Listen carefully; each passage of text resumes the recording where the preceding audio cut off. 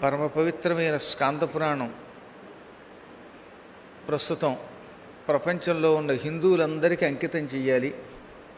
ఎందుకంటే దేశకాలమాన పరిస్థితులు ఎక్కడా బాగాలేవు.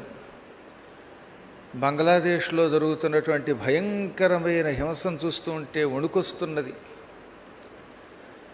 అయ్యో, మన వాళ్ళు సాటి హిందువులంతా దుర్మరణం పాలైపోతున్నారు, దిక్కు లేకుండా అయిపోతున్నారు, బతికొండగా కాల్చేస్తున్నారు, మానభంగాలు చేసేస్తున్నారు. ఇంకంతటి క్రూరకాండ కంసుడు రావణాసురుడి కాలంలో కూడా జరగలేదు. వాళ్లే నయ్యమనిపిస్తున్నారు. హిరణ్యకశిపుడు నయ్యం, హిరణ్యాక్షుడు నయ్యం. ఆ వీడియోలన్నీ మా శిష్యులు చూపించి, గురువుగారు మమ్మల్ని ఏం చేయమంటారు, తట్టుకోలేకపోతున్నామని బాధపడిపోయి నాతోటి నిన్నటి నుంచి మాట్లాడుతూనే ఉన్నారు. లండన్లో గొప్ప డాక్టర్ గారు ఒక ఆయన ఉన్నారు. ఇంటి పేరు అవధానం, వారి ఇంటి పేరు అవధానం. ఆయన పేరు శ్రీనివాస్ గారు. ఆయన సతీమణి అక్కడ లండన్లో ఉన్నటువంటి పరమభక్తులు, ఇటు స్విట్జర్లాండ్ మొదలైనటువంటి యూరప్ కంట్రీస్లో ఉన్న భక్తులు, అమెరికాలో ఉన్న భక్తులు, వాళ్ళు పెట్టిన మెసేజ్లన్నీ ఇన్నున్నాయి గుట్టలుగా.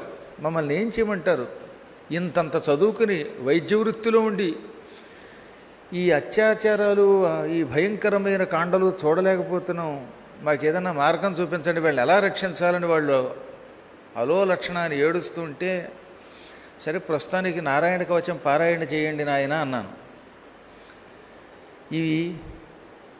ఈ దేశానికి రాబోతున్న ఒక గొప్ప ముప్పును సూచిస్తున్నది. పాకిస్తాన్లో చంపేశారు, బంగ్లాదేశ్లో చంపేస్తున్నారు.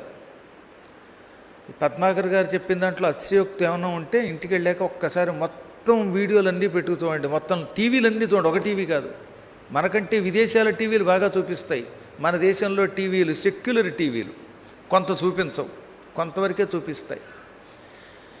అటువంటి సమయంలో కూడా మన దేశంలో ఉన్న కొన్ని దరిద్రపు నీచమైన సంస్కృతి కలిగినటువంటి పార్టీలు అదేదో విద్యార్థి ఉద్యమం అని సపోర్ట్ చేస్తున్నారంటే వీళ్ళ మొహం తగలే, వీళ్ళ మొహం మీద కాకిరెట్టయ్యా అని తిట్టకుండా ఎవడన్నా ఉండగలడా? మీరెంతో అదృష్టవంతులు. ఈసారి కూడా ప్రధానమంత్రిగా నరేంద్ర మోడీ గారు వచ్చారు కాబట్టి ఇంకా ఇలా ఉన్నాం. ఒక్కసారి గనక ఆయన తప్పుకుంటే మిమ్మల్ని రక్షించేవాడు లేడు. నాయనలారా, ప్రపంచంలో ఉన్న ఈ ప్రవచనం చేసే ప్రవాచకులారా, మీరు ఇంట్లో కూర్చుని కేవలం పురాణాలు చెప్పడం వల్ల వేదికల మీద కేవలం పురాణాలు చెప్పి నారాయణ అనిపించినంత మాత్రం చేత సరిపోదు. ఇప్పుడు మన ప్రధానమంత్రి గారికి వెన్నుదన్నుగా ఉండవలసిన అవసరం వచ్చింది, ఆయన్ని సమర్థించవలసిన అవసరం వచ్చిందని అందరూ ఏకమై ఏకకంఠంతో గట్టిగా ప్రవచనాల్లో చెప్పండి. మనం సెక్యులర్ అని ఇంట్లో కూర్చుంటే పెక్యులర్ అయిపోతాం. బంగ్లాదేశ్కి వచ్చిన స్థితి క్రమంగా ఇప్పుడు వెస్ట్ బెంగాల్లోకి వచ్చేస్తోంది. ఎందుకంటే వెస్ట్ బెంగాల్లో బోర్డర్ దగ్గర తలుపు తెరిచేసిందిట ఒక దుర్మార్గురాలు. ఒక్కసారి బెంగాల్లోకి వస్తే క్రమంగా బెంగాల్ ఆక్రమిస్తారు, అది కూడా బంగ్లాదేశ్ అయిపోతుంది. నెక్స్ట్ అక్కడి నుంచి మళ్ళీ బోర్డర్ ఒరిస్సాలోకి వస్తారు, ఒరిస్సా అయ్యాక ఆంధ్రలోకి వస్తారు, అటువైపు నుంచి మళ్ళీ మొదలు పెడతారు వాళ్ళు. ఈ విధంగా మొత్తం భారతదేశం అంతా అల్లకల్లోలం అయిపోతుంది. ఇందులో ఏళ్ల తరబడి సెక్యులర్ అనే పదం వాడి హిందువుల్ని సర్వనాశనం చేసిన ముసలి పీనుగులు ఉన్నారు. వీళ్ళు ఎలాగో చచ్చిపోతారు, వీళ్ళ గురించి మనం ఆలోచించక్కర్లా. భవిష్యత్తు ఎలాగా? ఇప్పుడు మేమంతా క్రమంగా వెళ్ళిపోతాం, ఈ పిల్లలు ఏమైపోతారండి, వీళ్ళు ఏమైపోతారు, మన కళ్ళ ముందు ఆడవాళ్ళు ఏమైపోతున్నారు ఒకసారి చూడండి. ఇది వేదిక అయిపోయి చూపించలేకపోతున్నారు, కానీ ఆ భయంకర హింసాకాండం చూస్తూ ఉంటే రాత్రి నిద్రపట్టదు, పగలు నిద్రపట్టదు. అలా ధ్యానం చేసుకుంటూ కూర్చుంటున్నాను. భగవంతుడిని రక్షించమని ప్రార్థిస్తున్నాను. మనం కళ్ళు తెరవాలి, బుద్ధి తెచ్చుకోవాలి, చేసిన పొరపాటు సరిదిద్దుకోండి. మళ్ళీ శివకేశవ స్వరూపుడి మనల్ని రక్షించటానికి అవతరించిన అవతారమూర్తి అయిన నరేంద్ర మోడీ గారికి మనం కూడా ఉండి మద్దతు ఇస్తున్నామని చెప్పాలి. నైతికంగా నిలబడాలి, సమర్థించాలి. సమర్థిస్తే ఇంకొంతకాలం బతుకుతాం, మన ధర్మం నిలబడుతుంది. ఈ కలియుగంలో ఇంకా ఆయన తప్ప ఎవడు కాపాడేవాళ్ళు లేడు, వాళ్ళు తప్ప మనం రక్షించేవాళ్ళు లేడు. వాళ్ళు కాబట్టి భయంకరమైన పాతకాలపు చట్టాలన్నీ తీసి పక్కన పెడుతున్నారు. లేకపోతే కొద్ది రోజులకి మతం మారు, లేకపోతే చంపేస్తూ ఉంటున్నారండి.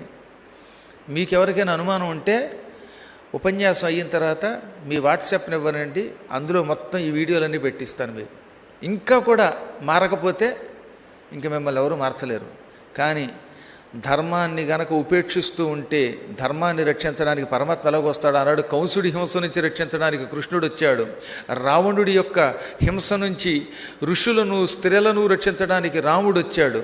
అలాగే రేపో మాపో మళ్ళీ కృష్ణ పరమాత్ముడు వస్తాడు.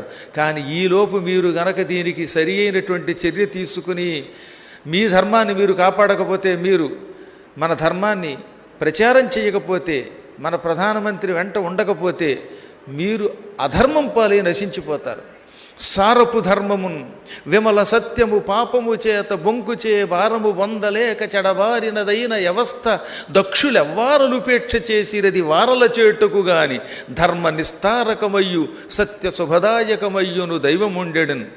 పరమ పవిత్రమైన ధర్మం అధర్మం వల్ల, సత్యం అసత్యం వల్ల పాడైపోతూ ఉంటే దాన్ని కాపాడడానికి ప్రయత్నించాలి. సత్యాన్ని నిలబెట్టడానికి మన కృషి చెయ్యాలి. ధర్మాన్ని నిలబెట్టడానికి మనవంతు కృషి మనం చెయ్యాలి అని శ్రీకృష్ణ పరమాత్ముడు ధృతరాష్ట్రుడితో సభలో చెప్పాడు ఉద్యోగ పర్వంలో.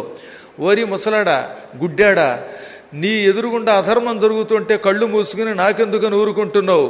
సత్యం అసత్యం వల్ల, ధర్మం అధర్మం వల్ల పాడైపోతోంది.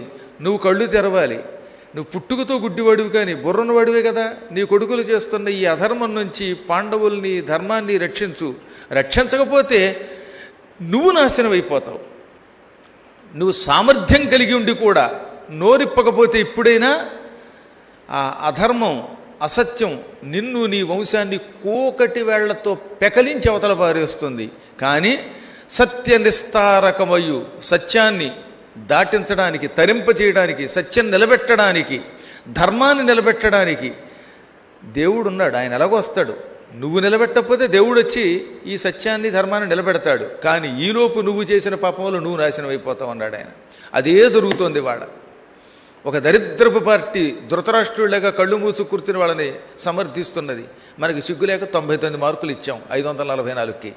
ఇంకా మనం అన్నం తింటున్నావా గడ్డి తింటున్నావా అని నాకు అనిపిస్తుంది ఒక్కోసారి అన్నమాట. నాయనలారా, మీకు పుణ్యం ఉంటుంది. గురువుగారు కొంచెం ఆవేదనతో చెబుతున్న ఈ మాటల్ని ప్రచారం చేసి మీరందరూ ఇకనైనా సరే కళ్ళు తెరవండి, లేకపోతే మనం బ్రతకం. మన తరంలో, భవిష్యత్ తరంలో హిందూ మతం అనేది ఒకటి ఉంది అని చెప్పుకునే దుస్థితికి వచ్చేస్తుంది. గుళ్ళు పడగొట్టేసి, తగలబెట్టేసి, స్త్రీలని చంపి, శిశువుల్ని చంపి, పశువుల్ని చంపేస్తున్నారు వీళ్ళు. ఆవులు లేవు ఇక కొంతకాలానికి, గొర్రెలు మిగులుతున్నాయి. ఏం మిగులుతాయో అవి కూడా తెలియదు మనకన్నమాట. అందువల్ల ఈ క్షణంలో ఆ కృష్ణ పరమాత్ముడు రావాలని పదే పదే గోవిందనామస్మరణం చెయ్యండి. నారాయణ కవచం చదవండి. గోవింద గోవింద గోవింద అనండి. ఎందుకంటే మేము కూడా కళ్ళు తెరవకపోతే, మా దారిని మేమేదో 2 కథలు చెప్పి వెళ్ళిపోతే ధర్మానికి ఎవడు నిలబెడతాడు?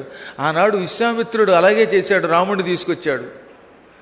మారీచ సుబాహుల చేత యజ్ఞాలు ఆగిపోతూ ఉంటే, పాడైపోతూ ఉంటే రామలక్ష్మణులు తీసుకొచ్చాడు. శ్రీకృష్ణ పరమాత్మని గర్గాచార్యాదులందరూ తీసుకొచ్చారు. ఎప్పటికప్పుడు దుష్ట శిక్షణకి మహర్షులే పూనుకున్నారు.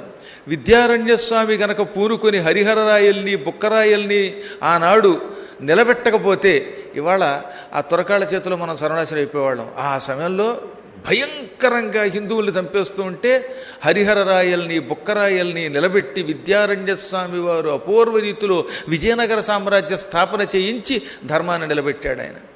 అలాంటి వాళ్ళు ఇప్పుడు అవసరం మనకి.